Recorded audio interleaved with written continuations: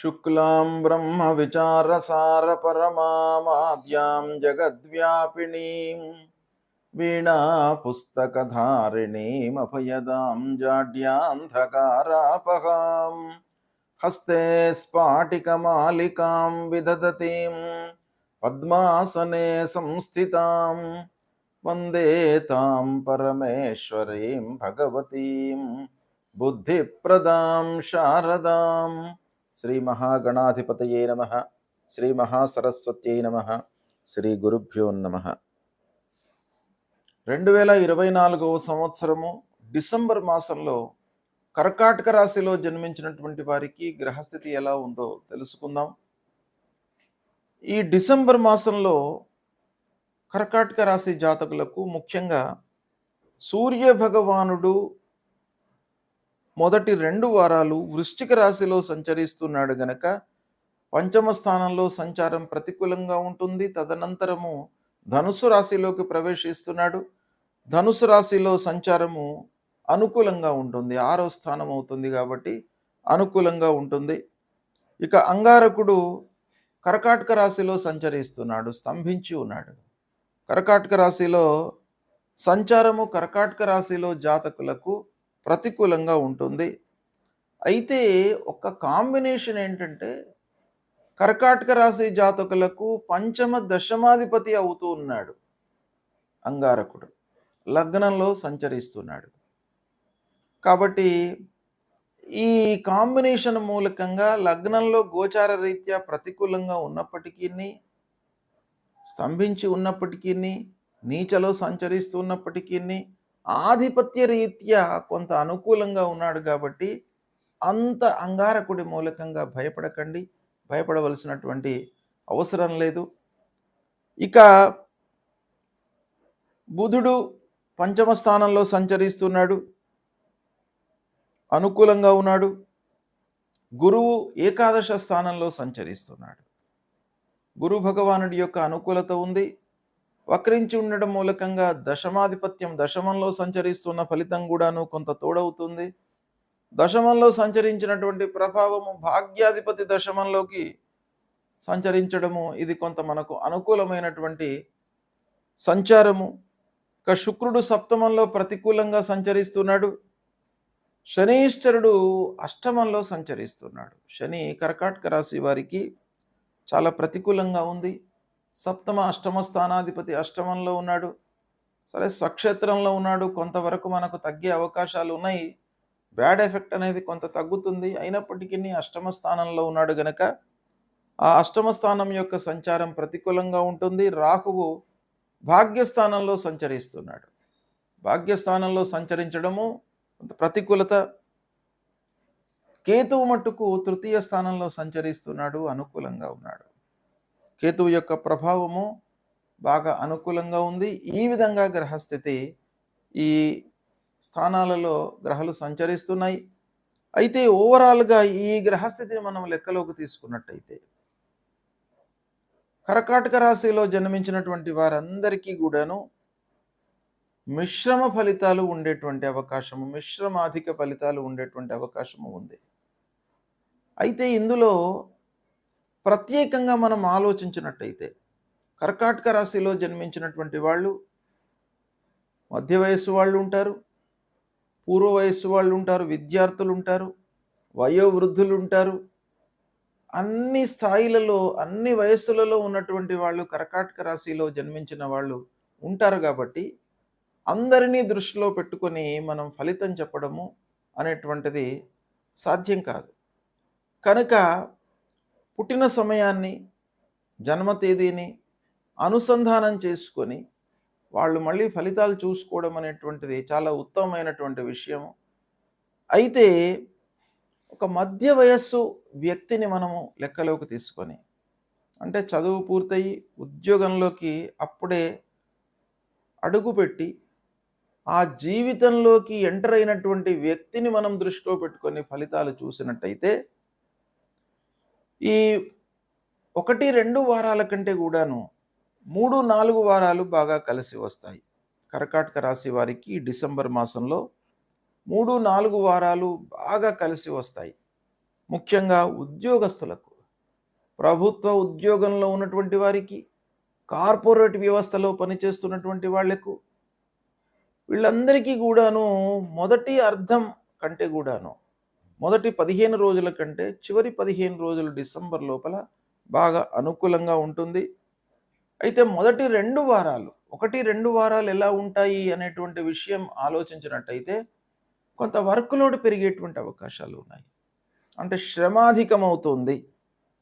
ఇక వ్యాపారస్తులు మట్టుకు జాగ్రత్తగా నిర్ణయాలు తీసుకోవాలి. చేతిలో ఉన్నటువంటి వ్యాపారాన్ని ఫస్ట్ మీరు పూర్తి చేయడము, దానిపైన మనసు నిలపడము, ఆ వస్తువులను విక్రయించడము, దానిపైన మనసు నిలిపినట్టయితే వ్యాపారస్తులకు లాభంగానే ఉంటుంది. అయితే అందరూ చెప్పినటువంటి మాటలకు, ప్రలోభాలకు లోను కాకుండా పనులు చేసుకుంటా వెళ్ళాలి. నలుగురు 4 విధములైనటువంటి సహాయాలు, సహకారాలు, సూచనలు ఇస్తూ ఉంటారు. కానీ మనకు ఏది అనుకూలంగా ఉంది, మనము ఏది చేయగలుగుతాము, ఏది చేస్తే మనకు లాభమైనటువంటి ఫలితాలు ఉంటాయి అనేటువంటి విషయాన్ని మనం ఆలోచించి దానికి అనుగుణంగా నిర్ణయాలు తీసుకోవాలి. ఇక ప్రారంభించినటువంటి పనులు సకాలంలోనే పూర్తి అవుతాయి. లాభాల బాటలో ఉంటారు. పనులు అనుకున్న సమయంలో మీరు పూర్తి చేయడం మూలకంగా ఒక రకమైనటువంటి సంతృప్తి కలుగుతుంది. ఇక పిల్లల యొక్క వివాహాది శుభకార్యాలు చేస్తారు. తర్వాత ప్రత్యేకంగా కర్కాటక రాశిలో జన్మించినటువంటి వారికి కూడాను ఈ డిసెంబర్ మాసంలో పెళ్లి జరిగేటువంటి అవకాశం ఉంది, లేదా పెళ్లి నిశ్చయం అవుతుంది. కాబట్టి అనుకూలత ఎక్కువగా ఉంది, శుభకార్యాలు చేస్తారు. విద్యార్థులు, ఈ రాశిలో జన్మించినటువంటి విద్యార్థులు బాగా రాణిస్తారు. అంటే మంచి సంస్థలలో రాణించడం అనంటే కాంపిటేటివ్ ఎగ్జామ్స్లో ఒక స్థాయిలో నిలుస్తారు. కాంపిటేటివ్ ఎగ్జామ్స్లో పాల్గొన్నటువంటి వాళ్ళు మంచి రిజల్ట్స్తో సంతృప్తిగా ఉంటారు. అపాయింట్మెంట్స్ కూడాను మీకు వచ్చేటువంటి అవకాశాలు ఉన్నాయి.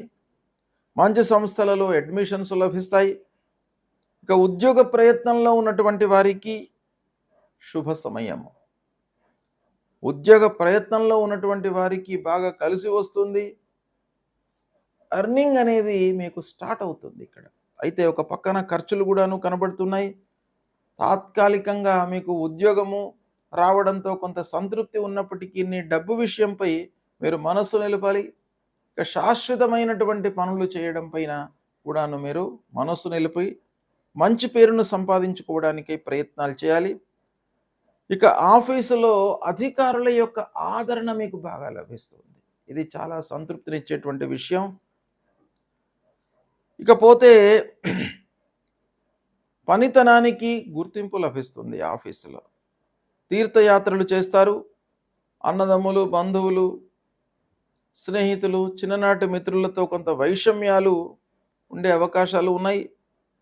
అయితే అనవసరమైనటువంటి చర్చలలోకి వెళ్లకుండా ఉండడం చాలా మంచిది.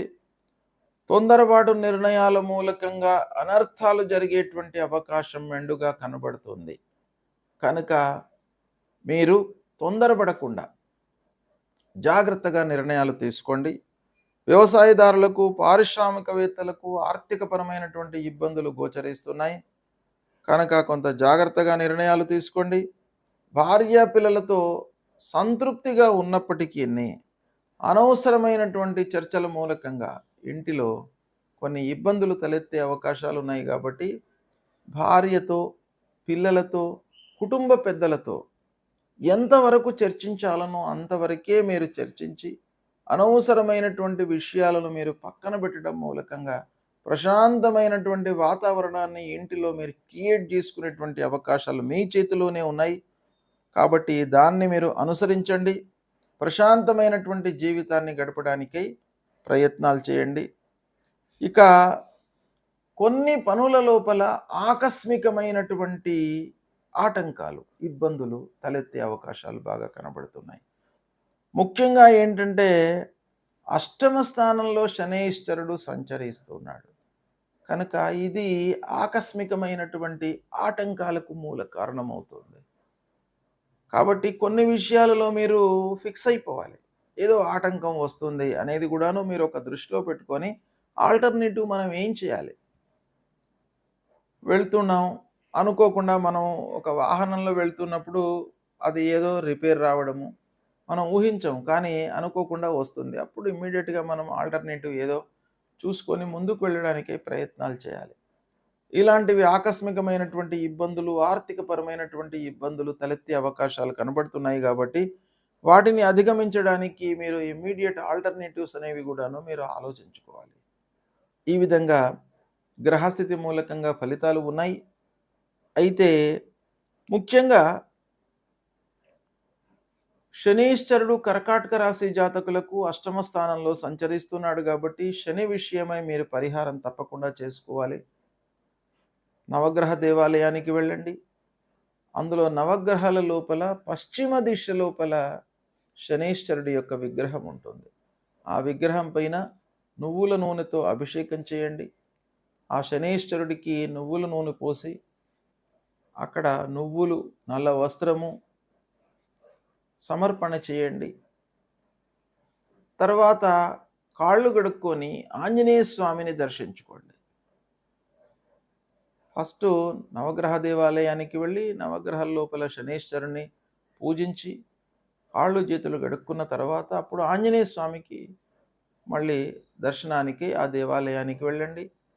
నీలాంజన సమాభాసం రవిపుత్రం యమాగ్రజం ఛాయామార్తాండ సంభూతం తన్నమామి శనీశ్వరం. ఈ శని మూలమంత్రాన్ని నిత్యం కూడాను పఠించుకోండి. ఆంజనేయ స్వామి దేవాలయానికి వెళుతున్నటువంటి సమయం లోపల మనోజవం మారుతతుల్య వేగం జితేంద్రియం బుద్ధిమతాం వరిష్టం వాతాత్మజం వానరయూత ముఖ్యం శ్రీరామదూతం శిరసా నమామి అనేటువంటి ఈ శ్లోకాన్ని పఠన చేస్తూ ఆంజనేయ స్వామికి 3 ప్రదక్షిణాలు చేసుకోండి. తద్వారా మీ లోపల ఒక మానసికమైనటువంటి స్థిరత్వము, శారీరక ఇబ్బందులు లేకుండా ఉండడము, భయాందోళనలకు మీరు దూరంగా ఉండడం, ఇవన్నీ కూడాను ఆ ఆంజనేయ స్వామి యొక్క అనుగ్రహం మూలకంగా మీకు లభిస్తుంది కాబట్టి ఇది చేయండి. తర్వాత రాహువు అదృష్ట స్థానంలో సంచరిస్తున్నాడు కనుక దుర్గామాత దేవాలయానికి వెళ్ళండి. దుర్గామాతను కొలవండి. తద్వారా మీకు మంచి ఫలితాలు ఉంటాయి. అంగారకుడి కొరకై సుబ్రహ్మణ్య స్వామి దేవాలయానికి వెళ్ళండి. ధరణి గర్భ సంభూతం విద్యుత్ కాంచన సన్నిభం కుమారం శక్తిహస్తంచ మంగళం ప్రణమామ్యహం అనేటువంటి ఈ మూలమంత్రాన్ని ప్రతినిత్యం కూడాను జపించండి. ఈ విధంగా చేసుకున్నట్టయితే ఈ పరిహారాలు ఆ గ్రహాల మూలకంగా ఉద్భవించేటువంటి దుష్ప్రభావము దూరం అవుతుంది. మంచి స్థానాల్లో సంచరించడం మూలకంగా కలిగేటువంటి శుభ ఫలితాలు ఇవి దుష్ప్రభావాలు నల్లిపై కావడంతో ఓవరాల్గా మీకు మంచి ఫలితాలు కలుగుతూ సుఖమయమైనటువంటి జీవనాన్ని ఈ డిసెంబర్ మాసంలో మీరు పొందుతారు. శుభం.